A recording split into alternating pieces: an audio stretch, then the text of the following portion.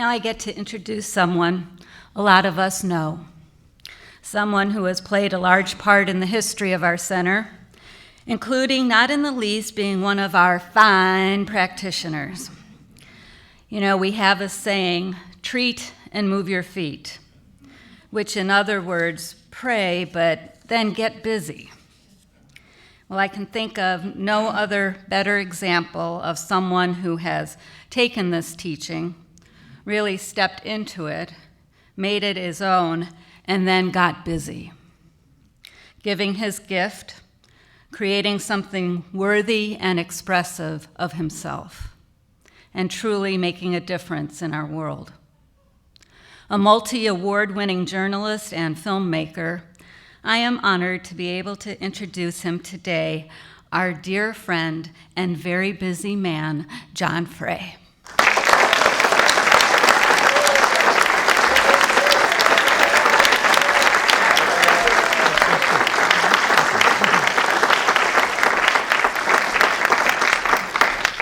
Good morning. It's so nice to be here. Thank you, Elizabeth. That's very, very lovely, very kind. I'm here in the memory of my dear mentor. I didn't even expect that, Dr. David J. Walker.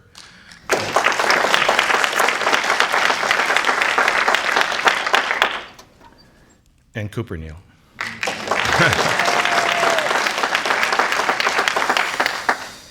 And I don't remember the dates so well, but I remember going to a service at the Scottish Rite Temple on a Sunday about this hour and listening to Dr. Walker give a talk which was basically in a foreign language to me.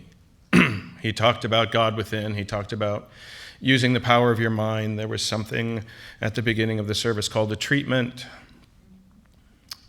There were a lot of happy faces.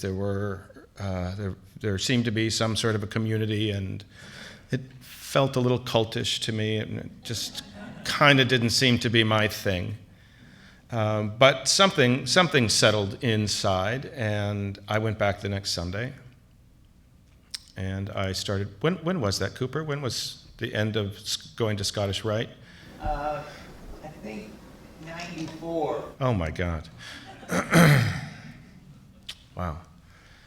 So in 1994, I started my first experience with the teaching of the science of mind and taking a look at the textbook called The Science of Mind by Dr. Ernest Holmes, and attending Sunday services taught for the most part by Dr. David J. Walker. Our Sunday service moved into a couple different venues, and I became more and more interested and didn't really know how to apply it. For me, it was coming on a Sunday, and that hour in the service was just an opportunity for me to let my blood pressure go down and take a deep breath, and it was a little bit of a sanctuary for me. But taking it out into the world, at least initially, wasn't necessarily something that I was that interested in. I just didn't know how to do it. I was an actor at the time, and as many of us have in our career as actors, I was struggling, and I was working many odd jobs to try and make ends meet so that I could pursue my dreams. And I guess I came here to what is now the Center for Spiritual Living in Los Angeles to see if I could use some sort of spiritual principles to help me get a job. Can you use spiritual principles? Can you use the understanding of a creative force or God or whatever you choose to call it to elevate your career, or to enrich yourself, or to have a bigger and better experience of life? It seemed blasphemous to me. But that's what I heard on Sunday. I heard that what is within is the very spirit itself that animates your life, and if you can tap into that and you can harness it, I suppose, and employ it, that you can use it everywhere, in every experience, in every aspect of your life, from health to relationships, to career, to finances, that the power of God is available and accessible and usable. Seems pretty simple. I was raised Catholic, and that's not the teaching that I understood. I understood that religion was something that you had to bow down to. You had to be humble, you had to be contrite, you had to make sure you didn't sin, And if you followed all of the rules from day one, and there were no blemishes on your soul, you might enjoy an afterlife. That's kind of my basic understanding of Catholicism. And I'm not here to denigrate it. That's my understanding. I went to a Catholic elementary school, a Catholic high school, and I graduated from a Catholic university. So I got a lot of it. And so when I came here, searching some sort of spiritual solution to what was troubling me, it didn't sound spiritual to me. It sounded like get rich quick. It sounded like self-help. It sounded like, maybe some sort of latest fad. But as I said, I kept coming back.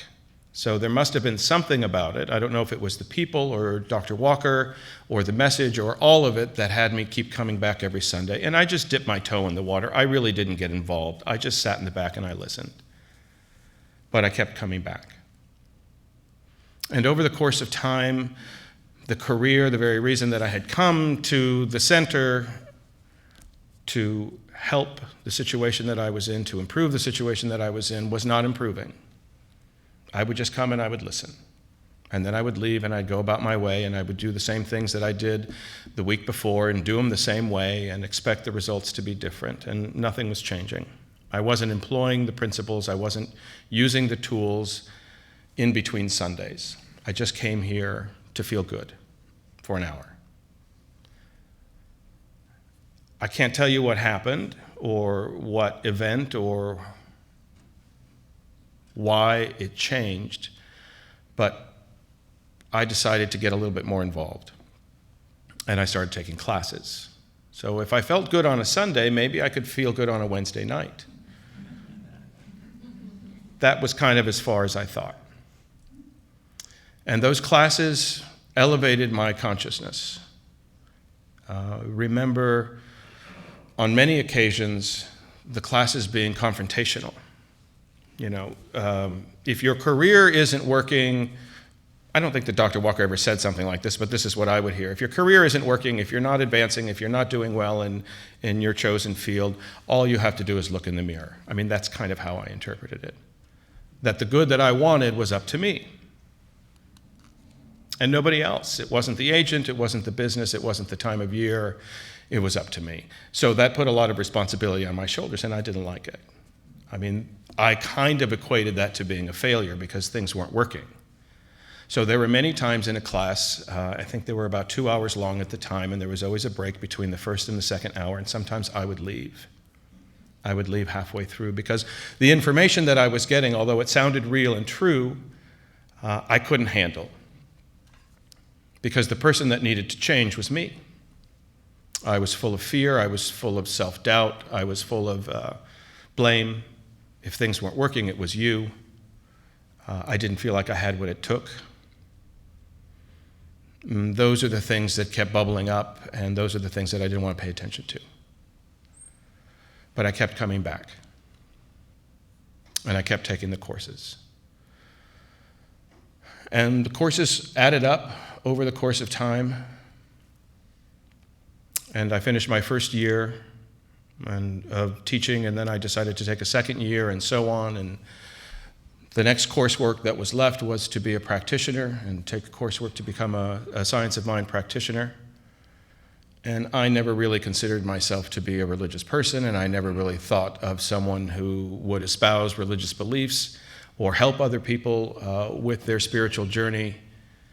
I took the courses to become a practitioner because those were the next courses that were indicated, and I enjoyed the classwork.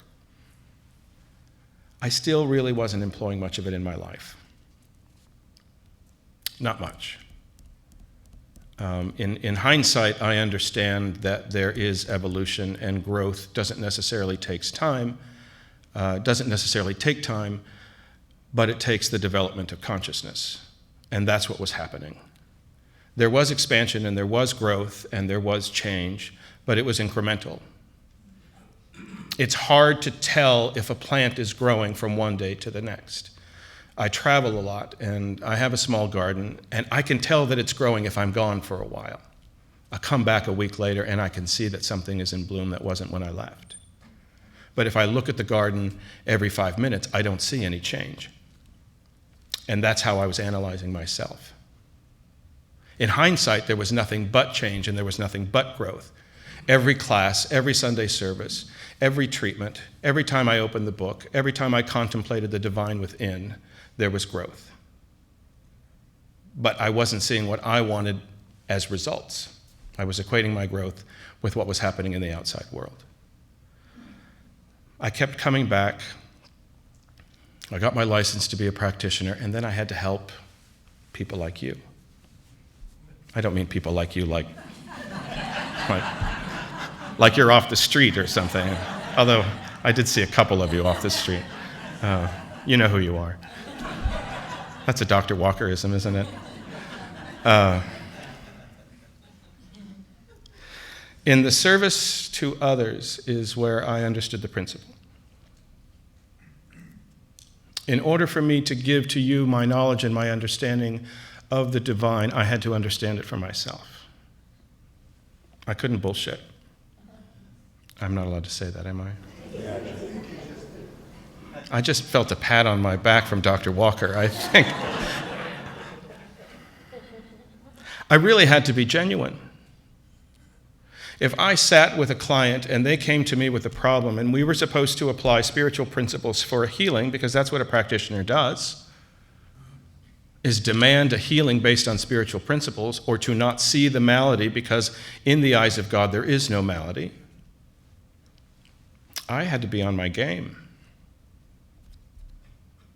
It's when I started giving it away, when I started offering my understanding and my years of teaching and school and Sunday services and reading, when I started offering what I had learned, is when I understood it for myself. It became real. It became tangible. I could speak the word. I could see the results in other people's lives. Not because I, John, spoke the word. It's because the principle works. It just works. Spiritual principle works, whether I'm around or not. It is the way of the world. It is the way the universe is. The planets are aligned. The stars aren't falling every day out of the sky. The sun and the moon and the earth works perfectly. Nature is in harmony. The life force is, whether I believe it or not. And I can employ it. I can access it. I can find a way to get rid of my smallness and accept its grandeur. And that's what started to happen when I became a practitioner. I'm not advocating for anybody to become a practitioner. This is what happened for me. I was stubborn, and I was fearful, and I was full of small-minded ideas. So a Sunday service and years worth of class wasn't enough. I had to chip away. I had to chip away, and I had to chip away at the things that were blocking me, or what I perceived to be blocks. And it was in years of service that the outside world, the reasons that I had come to this service in the first place, started to change. That's the teaching. If there's change within, if there's change in mind, there will be change in the external. That's the teaching. It's that simple. What I think, I experience. What I embody, I experience. And I started to embody and experience spiritual growth. You know, it's 2015, so that's 20 years of this teaching. I'm a slow learner. But it's okay because I had built a foundation. This isn't a get-rich-quick scheme that, you know, there's this, I'm sure many of you have heard of the studies of lottery winners, and they get the right ticket and they win millions of dollars, and within a year or two they're broke. It's provable that consciousness is what needs to be built, not an infusion of cash or that great job or meet that person, you know, that person that you long for. I believe today I have a foundation. I believe today that I'm on solid ground. I came in here desperate to have a career as an actor, and that's not what happened. Elizabeth mentioned that I'm a journalist. They're pretty different occupations. I came in here not knowing who I was. I came in here thinking that if I was a famous and rich actor, that maybe I could accept myself. Maybe you guys might accept me. That's not how Spirit saw it. I kept being urged and directed and guided in a direction of being of service to a larger population of people, to provide information that may not otherwise be provided except through the vehicle of me, to educate, to elevate, to expose, sometimes in some cases, justice is rendered as a result of some of the reporting I've done, which is incredible. The public, for the most part, has entrusted me with providing them with facts and information on a big stage. I'm not saying that so that you can pat me on the back. I'm saying that because that's reality, and that's not who I was when I came here 20 years ago. I doubt, and I worry, and I fear on a daily basis. It's part of my humanness. I am not rendered on a spiritual cloud and everything is rosy. But I haven't left the practice. When I fear and when I doubt and when I worry and I think that it's all falling apart and it's all a sham and it's not going to work anymore, I have become acutely aware of that train of thought, and I pray. I accept the truth. I sit still. I bring in the reality of the universe. And I move forward. And I do that daily. I don't allow the negativity and the outside world and what happened yesterday and what should happen to affect me too deeply. I have been trained here that all of those kinds of thoughts and beliefs are creative. And I don't want the results of that kind of thinking. I am very clear that I can create just as much crap as I can create just as much good. And I've done the previous. And I don't want it. It's up to me and my understanding of spiritual principle and whether or not I'm willing to employ it. Today, my life is on really stable ground. My career is, it's not that I don't believe that it's happening to me. My career is a direct result of the elevation of consciousness. And I didn't know how to do that. I was waiting for a break. I was waiting for someone to do it for me or the right timing. And it didn't work. I was waiting a long, long time. And when I started to initiate action and when I started to employ the principles that we are taught here every Sunday and in every class and in the book and in many teachings and many meditations and many treatments, when I started to actually employ it in the face of fear and in the face of doubt, in the face of things not working out, when I started to use the truth with a capital T, and say, no, that reality, that which I see before me, has no bearing on my life. I determine my future. I say which way I go. I say I am going to succeed. That's how I talk to myself. That's really crazy. I don't do it out loud, but I do it frequently.